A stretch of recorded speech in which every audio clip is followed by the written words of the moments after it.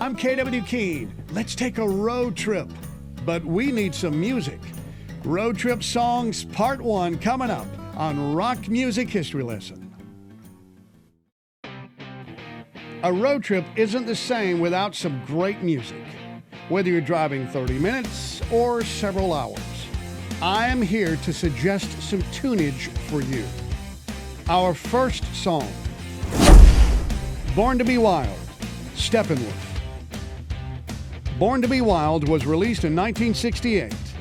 It was first used in the movie Easy Rider and is associated with motorcycles. The song climbed the charts all the way to number 2. Rolling Stone magazine placed it at number 129 on its list of 500 greatest songs of all time. Running on Empty, Jackson Browne. Oh, come on, the record cover is a picture of a road. Running on Empty was recorded live at a concert venue in Columbia, Maryland in August 1977 and released in 1978. The song got plenty of exposure in 1994 in the movie Forrest Gump when Forrest decided to run across the United States. Sweet Home Alabama, Lynyrd Skynyrd. The opening lyrics, 1, 2, 3, turn it up. Need I say more? Lynyrd Skynyrd, a group that helped coin the phrase Southern rock. Sweet Home Alabama reached number 8 on the charts in 1974. Train, Train, Blackfoot. Ricky Medlock, a founding member, was also with Lynyrd Skynyrd in the early days, a band he would rejoin in later years. Shorty Medlock was Ricky's grandfather, who was a bluegrass and Delta blues musician. He's remembered for his harmonica intro on Train, Train, which mimics a steam locomotive blowing its whistle, pulling out of the station, and going at full speed. Shorty also wrote Train, Train, and included on the album Blackfoot Strikes. Midnight Train to Georgia, Gladys Knight and the Pips. Everybody on the count of 3, 2, 1, woo, woo! One of the all-time great female vocalists, Gladys Knight. When I was working in radio, you knew I was on the air because I had Gladys Knight and the Pips cranked up. Midnight Train to Georgia went to number 1 on the charts in 1973 and won a Grammy for Best R&B Vocal Group. Listen to the music. The Doobie Brothers. When you hear the opening guitar riff, you automatically know what the song is. Tom Johnston, lead vocalist and writer of Listen to the Music, says he wrote the song with the idea of world leaders sitting down together solving the world's problems by listening to the music. He realized it didn't work that way. Listen to the Music climbed to number 11 in 1972. Go Your Own Way, Fleetwood Mac. Lindsey Buckingham wrote this song as a message to Stevie Nicks after their breakup as a couple. The song is from one of the best-selling albums of all time, Rumors.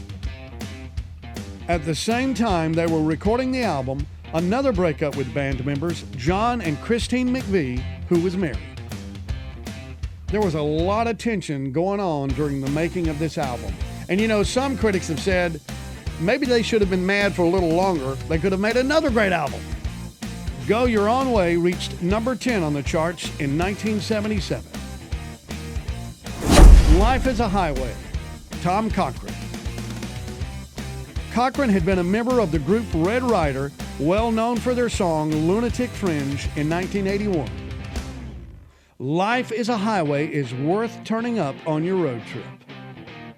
The song moved up to number 6 on the charts in 1992.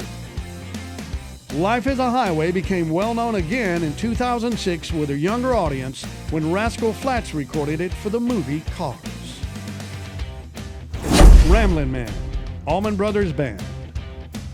Band member Dickie Betts wrote and sang lead on Ramblin' Man. He wrote the song after being inspired by a Hank Williams song also entitled Ramblin' Man from 1951. The piece is somewhat biographical, because Dickie's father worked in construction and constantly moved between Central Florida's east and west coast. The song was the first single recorded without their leader, Dwayne Allman. Allman was killed in a motorcycle accident in 1971. Ramblin' Man climbed to number 2 on the charts in 1973. Cher kept it out of the number 1 spot with Half Breed. By the way, Greg Allman married Cher in 1975. Cher filed for divorce 10 days later. Take It Easy, the Eagles.